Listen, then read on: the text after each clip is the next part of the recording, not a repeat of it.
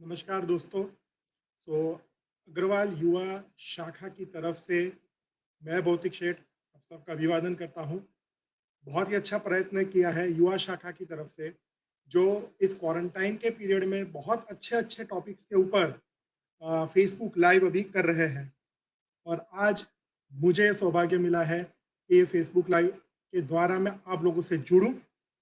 बहुत ही जल्द एक बार मैं चेक कर लेता हूं कि अगर वॉइस क्लैरिटी अच्छी है, तो हम बहुत ही अच्छे सेशन के ऊपर आज जाएँगे। तो मुझे लगता है कि वॉइस भी बहुत अच्छा है। तो दोस्तों, आज जो हमारा टॉपिक है, उसमें हम बात करने वाले हैं कि सर्च इंजन ऑप्टिमाइज़ेशन क्यों एक ज़रूरत बन जाएगी जब लॉकडाउन ओपन हो जाएगा, उसके बाद हर बिज़नेस के लिए।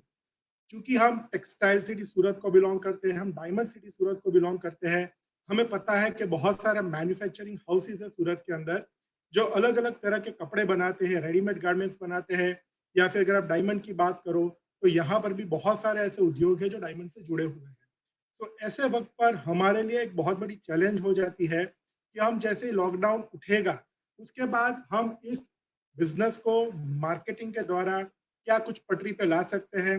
हालाँकि हमें पता है कि अभी हम उस दौर में हैं, जहाँ पर हमारे हाथ बंधे हुए हैं, और ऐसी सिचुएशन के अंदर हमें कुछ समझ भी नहीं आता है कि फ्यूचर में क्या होगा। लेकिन हमें बहुत ही ऑप्टिमिस्टिक बनना है, क्योंकि हम at the end of the day business को लेकर चलते हैं और हमें बिज़नेस को आगे ले जाना है। मैं आपसे रिक्वेस्ट करता हूँ कि ये पूरे आधे घंटे या 35 मिनट के सेशन के दौरान अगर आपके पास कोई भी ऐसे क्वेश्चंस हो, तो आप अपने पास ये क्वेश्चंस रखें। जैसे ये सेशन मेरा खत्म होगा, उसके बाद मैं आपसे दरख्वास्त करूँगा कि नीचे दिए कमेंट बॉक्स के अंदर आप अपने क्वेश्चंस लिख दें, और मैं अपनी पूरी कोशिश करूँगा कि आपको ये क्वेश्चंस के आंसर दे सकूँ। शुरू करने से पहले मैं अग्रवाल युवा शाखा के सारे सदस्यों को बहुत ही धन्यवाद करता हूँ और उनको कांग्रेचुलेशंस कहता हूँ कि उन्होंने बहुत ही अच्छा एक तरीका सोचा है सबको एक साथ लाने का और कनेक्ट करने का।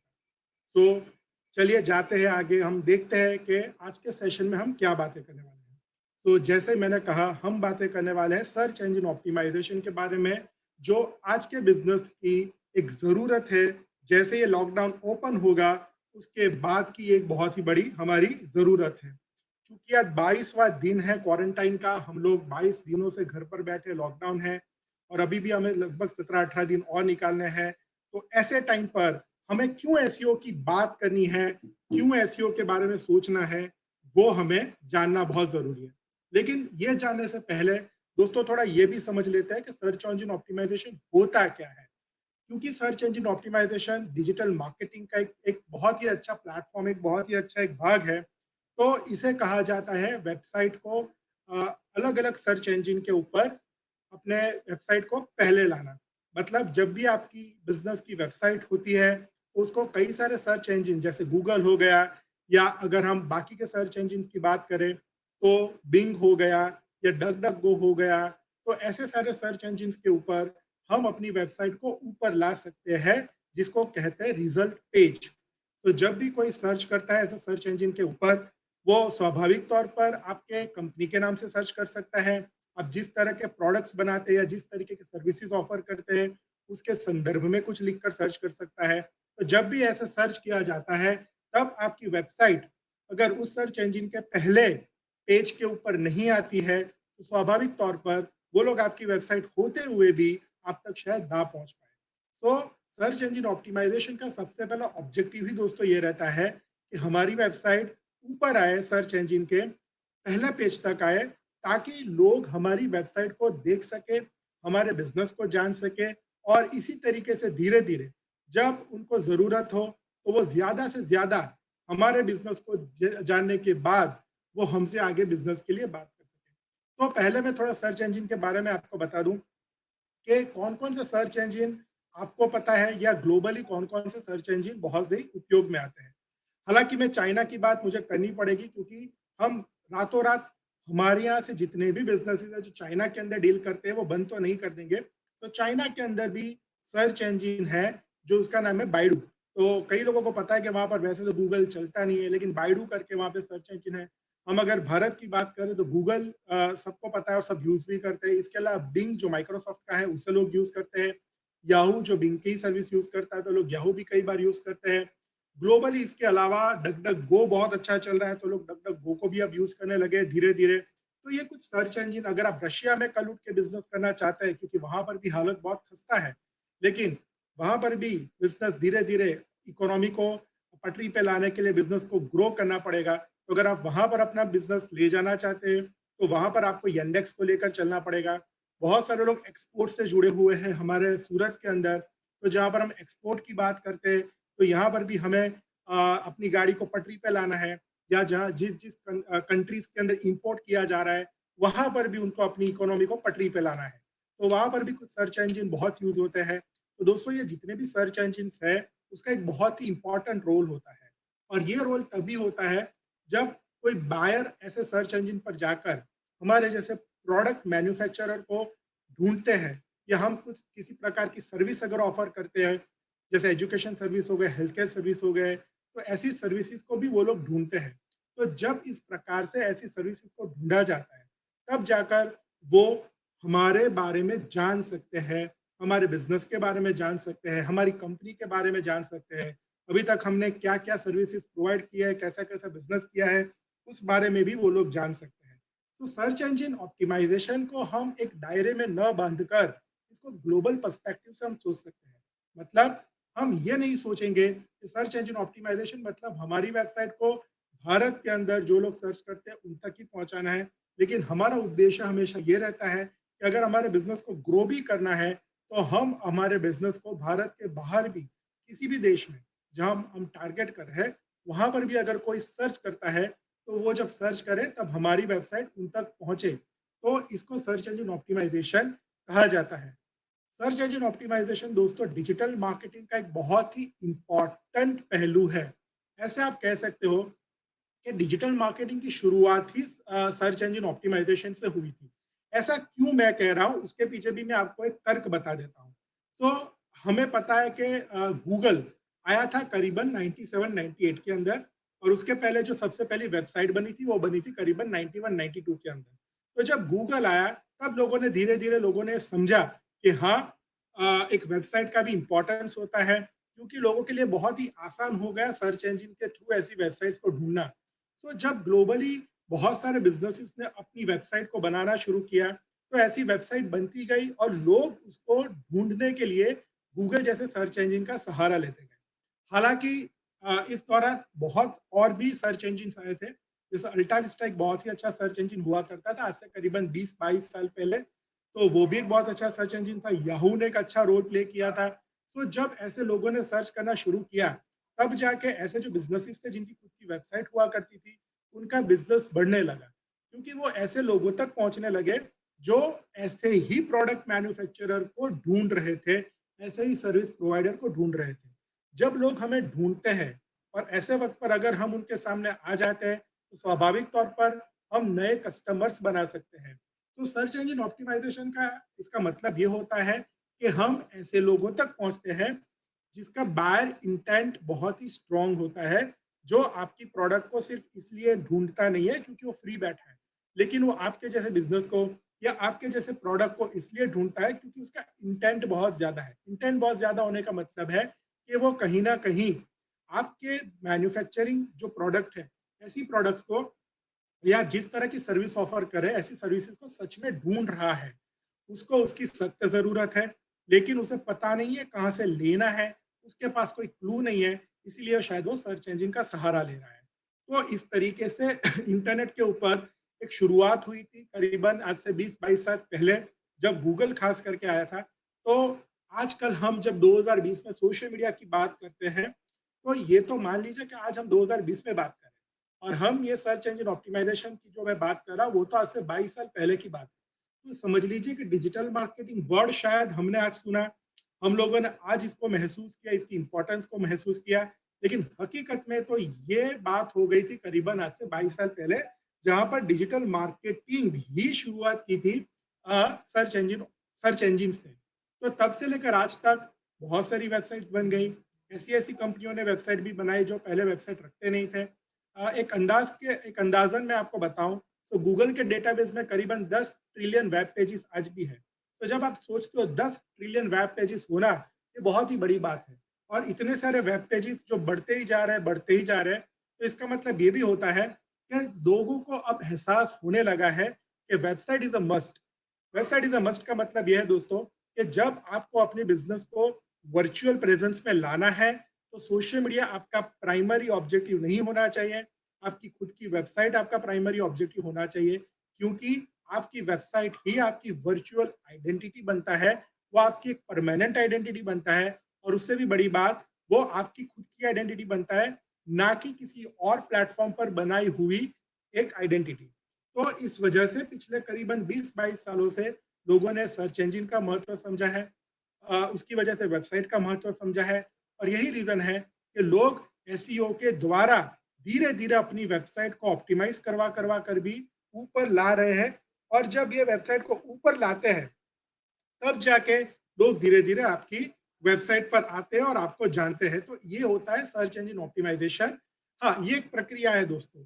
मतलब वेबसाइट बनने के बाद आपको अपनी वेबसाइट को इस तरीके से ऑप्टिमाइज़ करना पड़ता है, इस तरीके से प्रिपेयर करना पड़ता है ताकि लोग आपकी वेबसाइट तक पहुँचे और गूगल जैसा सर्च इंजन भी आपकी वेबसाइट को देखे, उसको ऊपर तक लाए। तो अगर सिंपल लैंग्वेज में मैं समझाऊँ, तो हमें अपनी वेबसाइट को इस तरीके से बनाना पड़ता है, हमें अपनी वेबसाइट को इस तरीके से ऑप्टिमाइज़ करना पड़ता है, जिसकी वजह से धीरे-धीरे गूगल जैसे सर्च इंजन को हमारी वेबसाइट मीनिंगफुल लगे, गूगल को लगे या कोई भी सर्च इंजन को लगे कि ये वेबसाइट ऐसी वेबसाइट है, जो लोग ऐसे प्रोडक्ट या सर्विसेज़ को सर्च क्वेरी डालकर ढूँढ रहे हैं, उन तक ये वेबसाइट का पहुँचना आवश्यक है, ये वेबसाइट उन तक पहुँचनी चाहिए। और इसी तरीके से बाद में धीरे-धीरे करके साइट लोगों तक पहुँचना शुरू होती है। सो अगर आप ये मानते हैं कि वेबसाइट बन गई, इसकी वजह से मेरी वेबसाइट अब सर्च इंजन पर पहले पेज पर आ जाएगी, तो आप गलत सोच रहे हैं। इसके लिए वेबसाइट को ऑप्टिमाइज़ करना पड़ता है, इसके लिए आपको थोड़ा टेक्निकल नॉलेज भी करना पड़ता है, टेक्निकली भी जाना पड़ता है। उसके कोडिंग लेवल तक भी आपको ऑप्टिमाइज़ करना पड़ता है और एक लंबी प्रोसेस है, एक साइंटिफिक प्रोसेस है, एक एल्गोरिथमिकली प्रोसेस है, जिसकी वजह से ये वेबसाइट धीरे-धीरे फिर ऊपर आना शुरू करता है। तो इस तरीके से वेबसाइट को ऊपर लाया जाता है। सो क्या चैलेंजेस होगी? हम इतनी तो एसईओ की बात कर रहे हैं, लेकिन क्या हमने ये जाना है कि लॉकडाउन के बाद में जब लॉकडाउन खत्म हो जाएगा, उसके बाद कौन-कौन सी चैलेंजेस हमारे पास होगी? तो उसके ऊपर भी थोड़ा बात कर लेते हैं। हालाँकि मुझे ये बताने की ज़रूरत नहीं क्योंकि जितने भी दर्शक अभी ये देख रहे हैं, उनको पता है जो बिज़नेस लेकर बैठे हैं, ये सारी चैलेंजेस वो दिन में 100 बार कम से कम सोचते होंगे। लेकिन हमें इन चैलेंजेस से डरना नहीं है। जैसे सबसे बड़ी चैलेंज होगी लैक ऑफ फंड।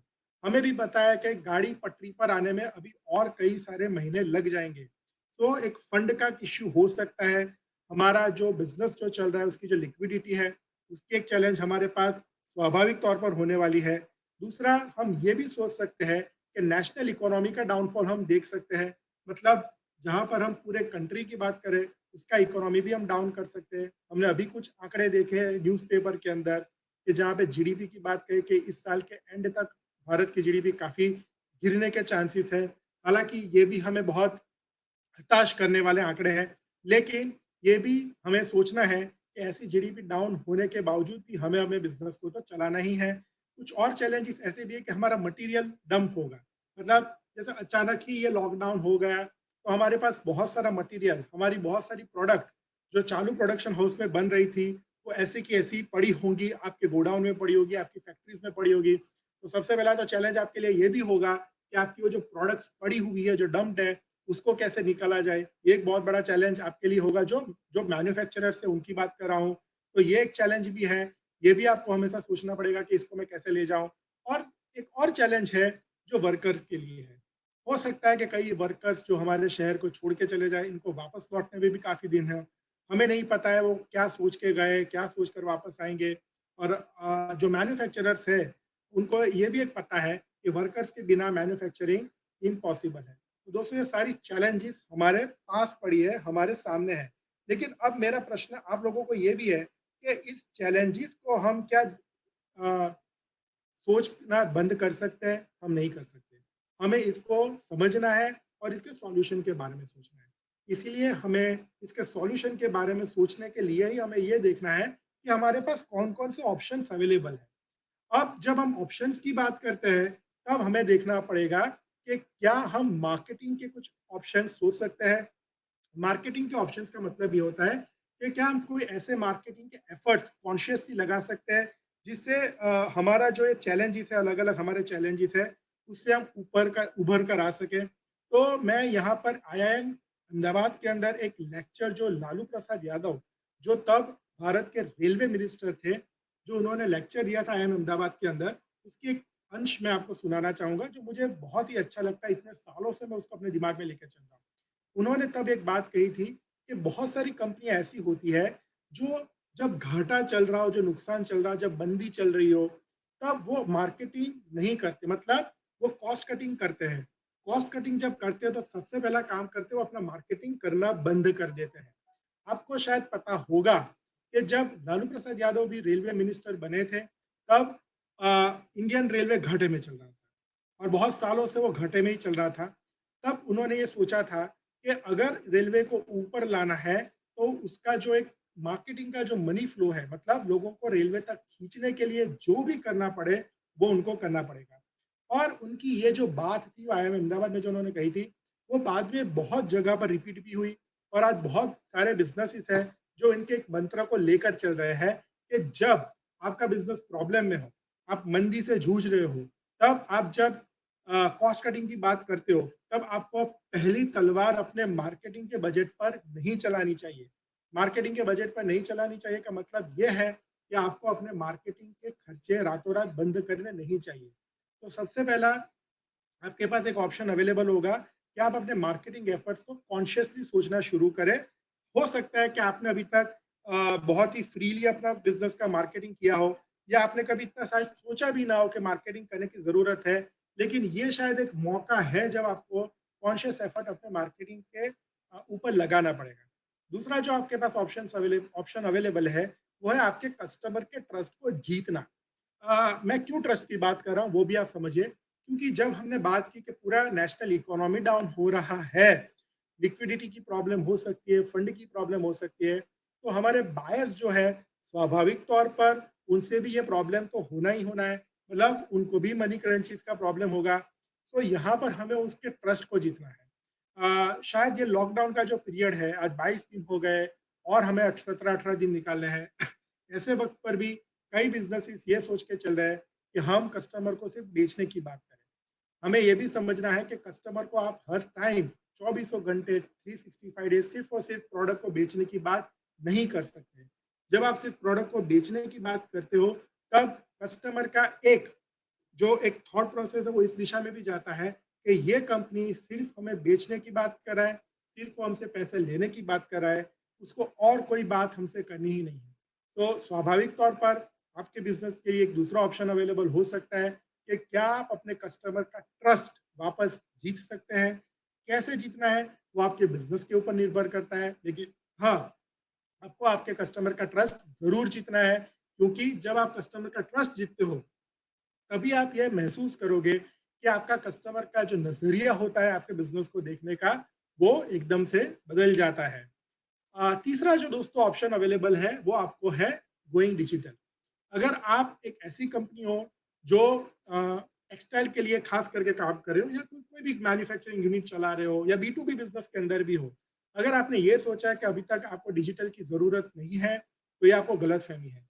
मैं आपको बहुत ही विश्वास के साथ बता रहा हूँ, अगर आप बी टू बी के अंदर भी काम कर रहे हो और आपको लगता है कि डिजिटल आपके लिए नहीं बना है, क्योंकि आप तो मैन्युफैक्चरर हो, आपको डायरेक्ट डील करनी है एजेंट्स के साथ, आपको डील करनी है बीच में जो होते हैं जो जिसको हम वचेटिया बोलते हैं, उसके साथ हमें डील करनी है, हमें ब्रोकर्स के साथ डील करनी है, हमें क्या ज़रूरत है डिजिटल पर जाने की, तो अब आपको शायद ये सोच बदलनी पड़ेगी। आप बी टू बी में हो या बी टू सी में हो, आपकी डिजिटल प्रेजेंस बहुत मायने रखती है, क्योंकि आप जब ब्रोकर्स के थ्रू बिजनेस करते हो या मान लीजिए आप ऐसे एजेंट्स के थ्रू भी बिज़नेस करते हो, तो उनके बाद वही आपका जो प्रोडक्ट है, वो कुछ सप्लाई चेन के थ्रू एंड यूज़र तक तो पहुँचता है। एंड यूज़र आपके ब्रांड को देखता है, आपके ब्रांड को समझता है।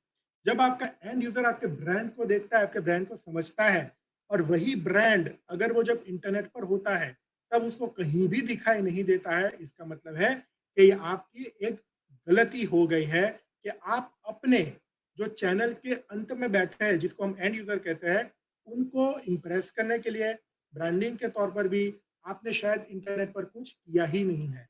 अगर आप ये सोच रहे हो कि इंटरनेट पर हम सोशल मीडिया पर तो कर रहे हैं, तो इसका मतलब ये है कि आप वेट एंड वॉच की नीति अपनाए हुए हैं। वेट एंड वॉच की नीति का मतलब है कि जब आपका वो एंड यूजर अगर किसी सोशल मीडिया पर आएगा जहां पर आपका बिजनेस एक्टिव है, तभी आप उन तक पहुंच सकते हैं। और अगर आपका वो एंड यूजर आपके सोशल मीडिया तक नहीं आता है, और लेकिन इंटरनेट पर और कहीं पर भी है, सर्च इंजन पर खास करके है, तब आप उस तक नहीं पहुंच रहे हो। तो ये आपको समझना है कि गोइंग डिजिटल का मतलब सिर्फ वेबसाइट बनाना नहीं है, आपको अपने एंड यूजर तक पहुंचना है, चाहे आप डायरेक्टली उनके साथ डील कर रहे हो, चाहे आप इनडायरेक्टली एक चैनल के थ्रू उन तक अपनी प्रोडक्ट बेच रहे हो। तो दोस्तों, यहाँ पर मैं आपको एक और बात भी बताना चाहूँगा कि जब हम गोइंग डिजिटल की बात कर रहे हैं, हमें वेबसाइट पता है, हमें सोशल मीडिया पता है, लेकिन साथ में जब हम सर्च इंजन की बात कर रहे हैं, तो सर्च इंजन तरीके से बिजनेस होता है या दो तरीके से मार्केटिंग होता है। एक जो मार्केटिंग होता है वो ऐसा होता है जहाँ पर हम ऑर्गेनिक मार्केटिंग करते हैं, और दूसरा है जिसको ऐड कहते हैं। मैं आपको वो लाइव एग्जांपल के थ्रू दिखा सकता हूँ कि मैं क्या बात कर रहा हूँ। जैसे मान लीजिए कि गूगल पर अगर हम सर्च करें साड़ी के बारे में, ऑनलाइन साड़ी के बारे में अगर सर्च करें, तो हमें क्या रिजल्ट मिलता है? या अगर मैं ऐसा कुछ सर्च करता हूँ जिसकी वजह से मुझे कोई फ्लैट लेना हो, शायद मुंबई जैसे सिटी में, तो हो सकता है कि मैं उसके लिए सर्च करता हूँ। तो मैं अब आपको दिखाता हूँ इन दोनों का डिफरेंस क्या है। सो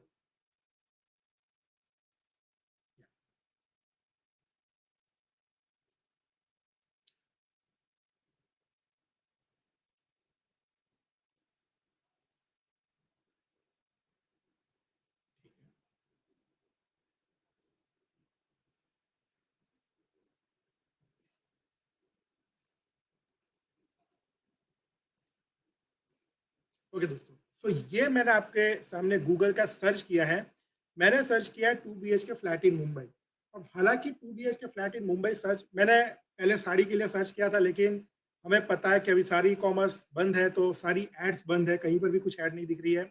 लेकिन आप देख सकते हैं कि यहाँ पर जो ब्लैक कलर के अंदर आप देख सकते हो एडी करके लिखा है, वो है एडवर्टीजमेंट। आप देख सकते हैं पहली दो ऐड है, उसके बाद जो तीसरा आपको रिजल्ट दिख रहा होगा नीचे, वो है आपके लिए मैजिक ब्रिक्स का, उसके नीचे हाउसिंग का।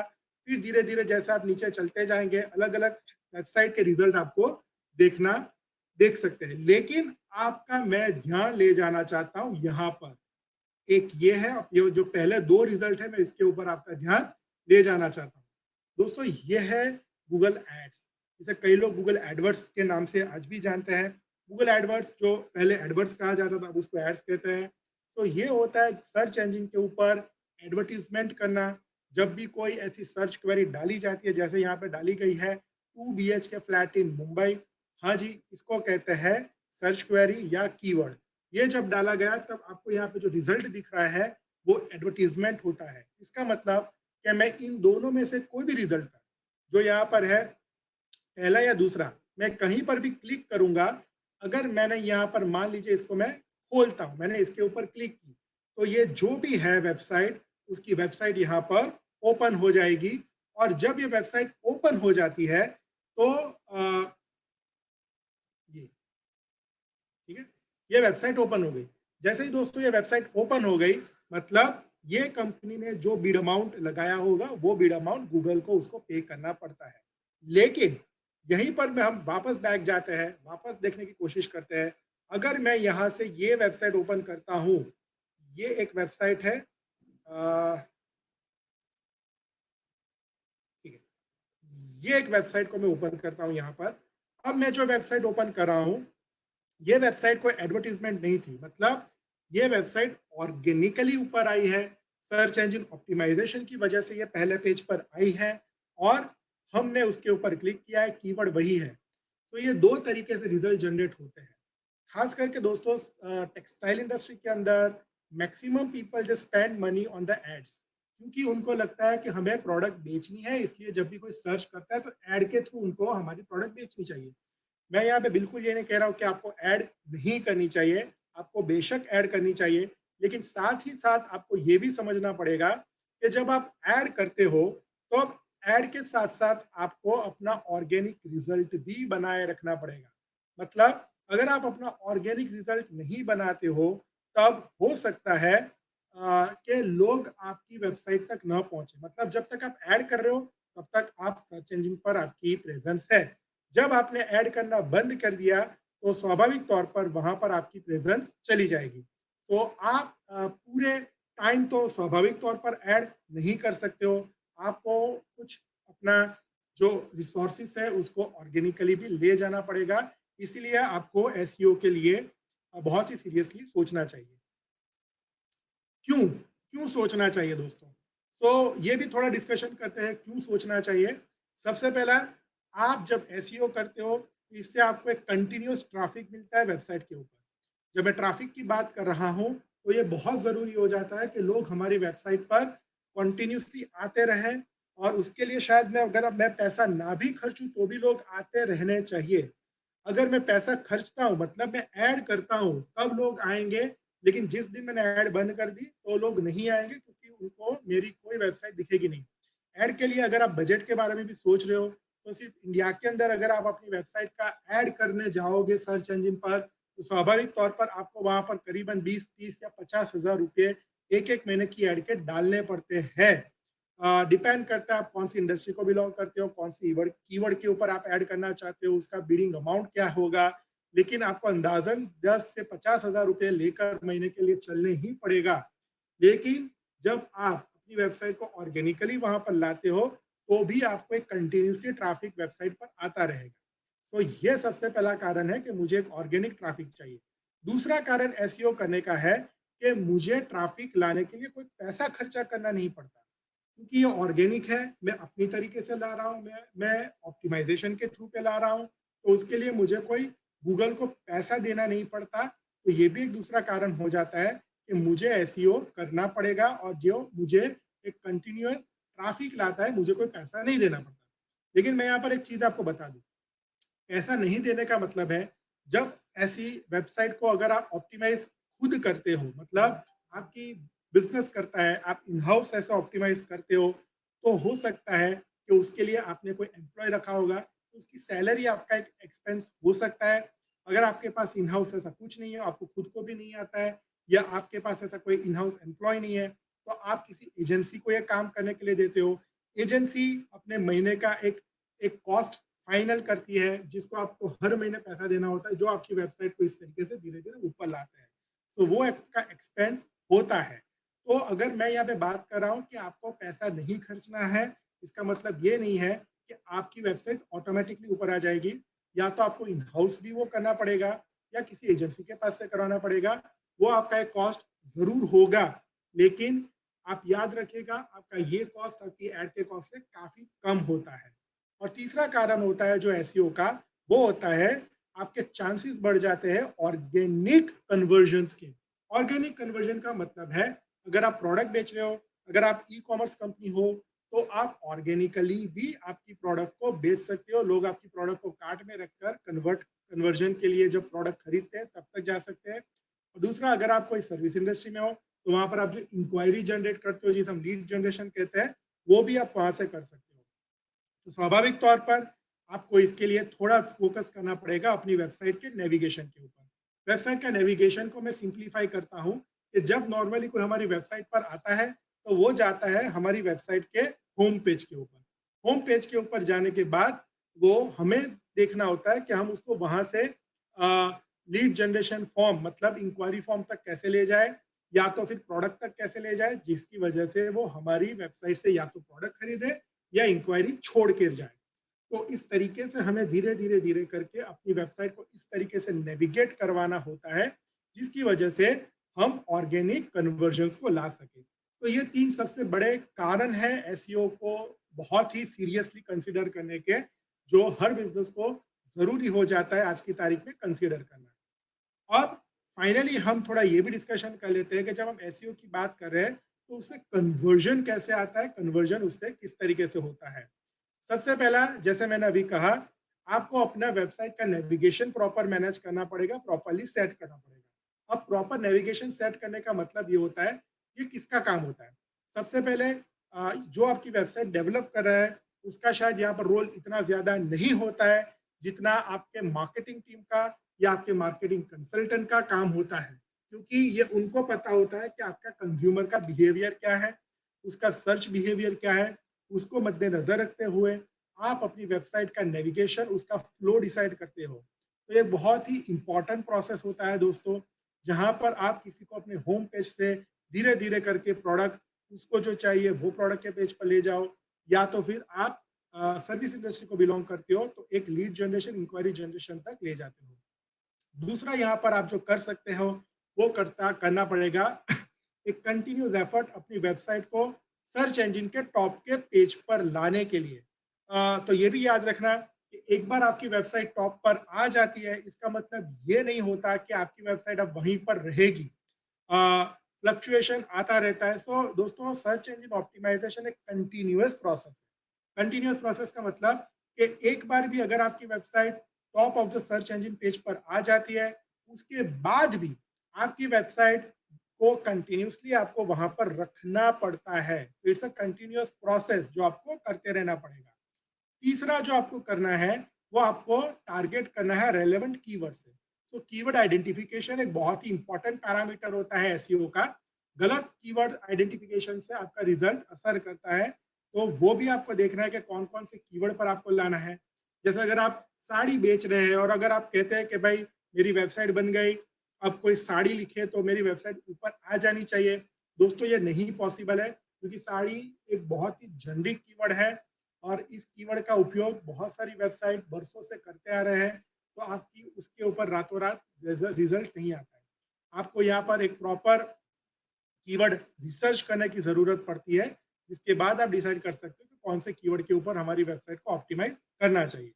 चौथा पॉइंट आपको कन्वर्जन के लिए जो ध्यान में रखना है, वो है आपकी वेबसाइट का लोडिंग टाइम। आपको दोस्तों ये देखना पड़ेगा कि आपकी वेबसाइट कितना वक्त लेती है जब कोई उसको ओपन करता है, खास करके मोबाइल के ऊपर। ये ध्यान रखना है, आपको अपने डेवलपर के साथ बैठकर ये डिस्कशन करना चाहिए कि आपकी वेबसाइट कितना टाइम लेती है। ज़्यादातर 3 सेकंड से ज़्यादा नहीं लेना चाहिए आपकी वेबसाइट का लोडिंग टाइम, खास करके मोबाइल फ़ोन के ऊपर। अगर आप एक ई-कॉमर्स वेबसाइट चला रहे हो, तो शायद आप 3 सेकंड आपके लिए बहुत ही मुश्किल हो जाएगा। अदरवाइज़ 3 से 4 सेकंड आपको ध्यान में रखना पड़ेगा। डेस्कटॉप के लिए भी 4 से 5 सेकंड का टाइम आपको सोचता रहना पड़ेगा। इसके लिए आप इंटरनेट की स्पीड को ब्लेम नहीं कर सकते हो, क्योंकि ये मैं जो 3 सेकंड या 4 सेकंड या 5 सेकंड की बात कर रहा हूँ, वो मान लीजिए 2G के स्पीड के ऊपर डिसाइड किया हुआ टाइम होता है, जो चेक किया जाता है। सो 2G के स्पीड के ऊपर 3, 4 या 5 सेकंड का आपको लोडिंग टाइम लाना चाहिए। और आखिर में आपको ये देखना पड़ेगा कि आपकी वेबसाइट के ऊपर जो कंटेंट आते हैं, उसको आपको रेगुलरली नया कंटेंट लाते रहना पड़ेगा। मतलब आपको कंटिन्यूअसली अपडेशन करते रहना पड़ेगा। आप ये नहीं सोच सकते कि एक बार आपकी वेबसाइट बन गई, उसके बाद आपको कोई कंटेंट लाने की ज़रूरत नहीं है। दोस्तों, आपको कंटिन्यूअसली उसके लिए मेहनत करनी पड़ेगी, कंटिन्यूअसली आपको कंटेंट को लाते रहना पड़ेगा। फ्रेश कंटेंट बहुत ज़रूरी है। तो इसका एक मतलब ये भी होता है कि आपकी वेबसाइट स्टैटिक नहीं हो सकती, डायनेमिक होनी चाहिए। और दूसरा इसका मतलब ये भी होता है कि डायनेमिक वेबसाइट होने के अलावा आपकी वेबसाइट के ऊपर कंटेंट कंटिन्यूअसली लाते रहना पड़ेगा। दोस्तों, ये कंटेंट सिर्फ नए-नए प्रोडक्ट्स लाना नहीं होता है। बहुत अलग-अलग तरीके से आप अपनी वेबसाइट के ऊपर कंटेंट सोच सकते हो और उसको धीरे-धीरे आपको अपनी वेबसाइट के ऊपर लाते रहना पड़ता है। और अगर आपके दिमाग में कहीं पर भी ये है कि अगर आप सोशल मीडिया के ऊपर कुछ भी कर रहे हो, तो क्या सोशल मीडिया और सर्च इंजन ऑप्टिमाइजेशन का कोई कनेक्शन है? क्या आप इन दोनों के बीच में कोई इंटीग्रेशन कर सकते हो? अगर दोस्तों आप ये सोच रहे हो, तो आप ठीक सोच रहे हो। शायद आपने इसके ऊपर अभी इतना फोकस ना किया हो, लेकिन एक बहुत ही स्ट्रॉन्ग कनेक्शन है दोस्तों सोशल मीडिया का सर्च इंजन ऑप्टिमाइजेशन के साथ। आपको जब सोशल मीडिया के बारे में सोचना है, तो आपको इस तरीके से सोचना है कि किस तरीके से आप अपने सोशल मीडिया के ट्रैफिक को वेबसाइट तक ले जाए, और उसी तरीके से किस तरीके से वेबसाइट के ट्रैफिक को सोशल मीडिया पर ले जाए। अगर आप ये दोनों अलग-अलग प्लेटफ़ॉर्म के ट्रैफ़िक को अंदर-अंदर माइग्रेट करवा सकते हो या आपको ये समझ में आता है माइग्रेट कैसे करवाना है, तो दोनों प्लेटफ़ॉर्म पर आपको इसका बहुत अच्छा फ़ायदा मिलेगा। और ख़ास करके जब हम एसईओ की बात कर रहे हैं दोस्तों, तो सबसे बड़ा इम्पोर्टेंट हमारे लिए जहाँ पर जो पॉइंट है, वो है कि हम अपने सोशल मीडिया के ऊपर से हमारी वेबसाइट के ऊपर ट्रैफ़िक को डाइवर्ट करें। क्योंकि कई लोग सोशल मीडिया पे करते हैं, खुद भी कुछ ना कुछ करते रहते होंगे, फेसबुक के ऊपर, इंस्टाग्राम के ऊपर, अगर आप टेक्सटाइल में हो तो पिंटरेस्ट के ऊपर भी आप कुछ ना कुछ करते रहते होंगे। तो यहाँ पर आपको ये ध्यान देना है कि किस तरीके से ये सारे सोशल मीडिया के ऊपर से आप वेबसाइट के ऊपर ट्रैफ़िक लाते हो। दोस्तों ये था आज का पूरा टॉपिक। अगर आपके पास कोई भी क्वेश्चन हो तो आप मुझसे पूछ सकते हो। इसके अलावा भी आपको कोई भी जानकारी चाहिए तो आप मेरे साथ भी जुड़ सकते हो। कोई भी सोशल मीडिया के ऊपर आप मेरे साथ जुड़ सकते हो। आप मुझे ईमेल के द्वारा भी क्वेश्चन पूछ सकते हो। लेकिन अगर आपके पास अभी कोई भी सवाल है तो आप नीचे कमेंट बॉक्स के अंदर अपना सवाल लिख सकते हैं ताकि मैं आपके सवाल को पढूँ और स्वाभाविक तौर पर मैं आपको उसका जवाब देने की कोशिश भी करूँगा। अगर आप अभी नहीं देख रहे हो, लाइव नहीं देख रहे हो और अगर आप ये रिकॉर्डिंग देख रहे हो, तो भी आप कमेंट के अंदर ये क्वेश्चन बाद में भी लिख सकते हैं और प्लीज़ मुझे टैग करना भूलना मत ताकि आपके उस क्वेश्चन को मैं बाद में भी पढ़ूँगा और इसी कमेंट के अंदर उसको आंसर देने की कोशिश करूँगा। तो दोस्तों देखिए अगर आपके पास कोई भी सवाल हो, तो आप लिख सकते हो यहाँ पर। इसके अलावा बहुत सारी चीज़ें होती हैं, अगर आप कोई सवाल लिख रहे हैं तो मैं 2 मिनट तक वेट करता हूँ और इस 2 मिनट के अंदर थोड़ी और इम्पोर्टेंट बातें करने की कोशिश भी कर रहा हूँ। उसके बाद हम आज का सेशन वाइंड अप करेंगे। तो दोस्तों सर्च इंजन ऑप्टिमाइज़ेशन के अलावा भी एक मार्केटिंग होता है जिसको हम डिजिटल मार्केटिंग कहते हैं। तो बहुत लोगों को कोई कई सारी गलतफ़हमियाँ भी होती है कि जैसे ख़ास करके सोशल मीडिया के रिलेटेड, हालाँकि आज तो वो टॉपिक नहीं है हमारा, लेकिन कभी वापस मौका मिला तो उसके ऊपर भी मैं आपसे बात करना चाहूँगा। लेकिन मैं आपको अभी इतना कह देता हूँ कि अगर आप ये मान रहे हैं कि आपका सोशल मीडिया प्लेटफ़ॉर्म आपके लिए मुफ़्त मार्केटिंग कर रहा है, तो ये आपकी गलतफ़हमी है। कोई सोशल मीडिया किसी भी कंपनी के लिए मुफ़्त मार्केटिंग का माध्यम नहीं होता है। ये एक मार्केटिंग है, एक मैनेजमेंट है, बहुत सारी थॉट प्रोसेस उसके पीछे करनी पड़ेगी, बहुत सारे स्ट्रैटेजीज़ आपको यूज़ करनी पड़ेगी। चाहे आप सर्च इंजन की बात करो, चाहे आप सोशल मीडिया की बात करो, इनमें से आप कोई भी बात करो आपको ये भी देखना पड़ेगा कि क्या आपके मार्केटिंग के कॉन्सेप्ट्स क्लियर है, आपके बिज़नेस मॉडल क्लियर है और स्लोली स्टेडीली आपके उसके ऊपर जाना पड़ेगा। और अंत में मैं आपको ये बता देता हूँ कि there is a big difference between sales and marketing. आप जब भी इंटरनेट को सोचते हो, जब भी सोशल मीडिया को सोचते हो, आप सिर्फ़ और सिर्फ़ सेल्स के बारे में सोचते हो, आप मार्केटिंग के बारे में नहीं सोचते हो। अगर आप एक मार्केटिंग के बारे में पहले सोचोगे, तो आपको सेल्स वहीं से मिलता रहेगा। इसके लिए आपके एफर्ट्स भी धीरे-धीरे कम हो जाएँगे। ये एक कंटीन्यूअस प्रोसेस होता है, इसलिए आपको कंटीन्यूअस वो मार्केटिंग करते रहना चाहिए। अगर आप वो कंटीन्यूअस मार्केटिंग करते रहेंगे, तो मैं आपको ये दावे के साथ कहता हूँ कि उसके लिए आपको सेल्स के लिए भी आपको इतने एफर्ट करने की ज़रूरत नहीं पड़ेगी और बहुत ही कॉस्ट इफ़ेक्टिव तरीके से आप सेल्स को भी कर सकते हो। तो फ्रेंड्स, ये था आज का हमारा सेशन। अगर आपको जैसे मैंने कहा कोई भी क्वेश्चन हो, आप बाद में कमेंट में लिख सकते हो और मुझे टैग करना ना भूलें ताकि मैं आपके कमेंट को पढूँ और आपके क्वेश्चन के आंसर दे सकूँ। तो thank you so much for joining और वंस अगेन मैं शुक्रगुज़ार हूँ अ अ, युवा मोर्चा का कि उन्होंने ये बहुत ही अच्छा प्रोग्राम प्लान आउट किया है और बाकी के 3 मई तक दोस्तों मैं आपसे भी रिक्वेस्ट करता हूँ कि स्टे होम, स्टे सेफ, अपना ख़्याल रखें, अपने परिवार का ख़्याल रखें और जो भी गवर्नमेंट ऑफ इंडिया कह रही है, उसका आप पालन करें, तो ही हम 4 तारीख से 4 मई से हम सब बाहर शांति से जा सकते हैं और अपने बिज़नेस को वापस पटरी पे ला सकते हैं। Thank you so much once again for joining.